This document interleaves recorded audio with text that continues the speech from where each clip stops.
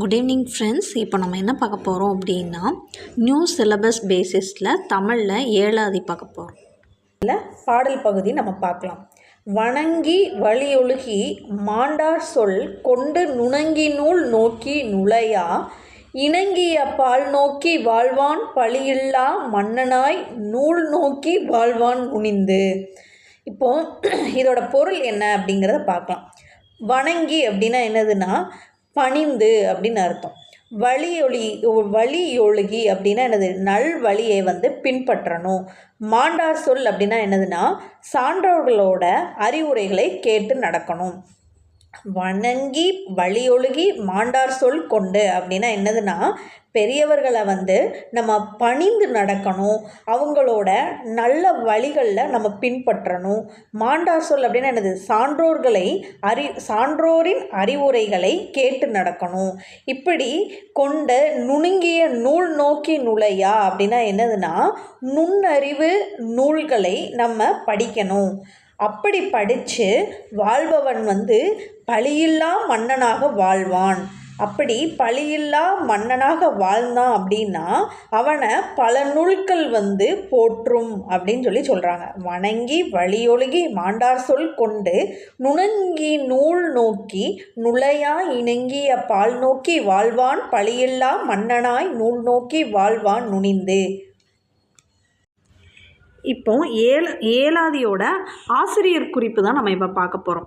ஆசிரியர் கனி மேதாவியார், சமண சமயத்தை சார்ந்தவர், மொத்தம் 81 வெண்பாக்களாக உடையது, சிறப்பு 1000 தற்சிறப்பு 1000 உட்பட.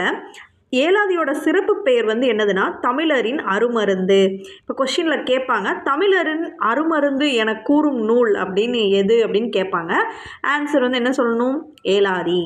நெக்ஸ்ட்டு 14 கீழ்கணக்கு நூல்கள் ஒன்று. ஏலத்தை முதன்மையாக கொண்டு லவங்கம், சுக்கு, மிளகு, திப்பிலி, சிறுநாவற்பூ ஆகியலான மருந்து பொருளே ஏலாதி. இப்போ திரிகடுகம் பார்த்திங்கன்னா, திரிகடுகம் அப்படிங்கிறது 3 மருந்து பொருட்களை உடைய நூல். ஏலாதி 6 மருந்து பொருட்களை உடைய நூல்.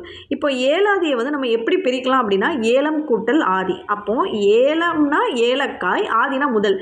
ஏலக்காயை முதன்மையாக கொண்டு அதை பின்தொடர்ந்து மீதி 5 வகையான மருந்து பொருட்கள் கொண்ட நூல் தான் ஏலாதி. அந்த மீதி இருக்கிற 5 என்னது அப்படின்னா லவங்கம், சுக்கு, மிளகு, திப்பிலி, சிறுநாவற்பூ ஆகியலான மருந்து பொருளே ஏலாதி. இப்போ ஏலாதி மொத்தம் 4 அடிகளில் 6 அறக்கருத்துக்களை கூறுகிறது. ஒவ்வொரு பாடலிலும் 6 அறக்கருத்துக்கள் மனிதனோட அறியாமை நோயை நீக்கக்கூடியது தான் இந்த ஏலாதி. இப்போ இதுலேயே பார்த்தீங்க அப்படின்னா மொத்தம் 4 அடி தான் இருக்குது. இந்த 4 அடியில் 6 அறக்கருத்துக்கள் கூறியிருப்பாங்க, அதுதான் ஏலாதி.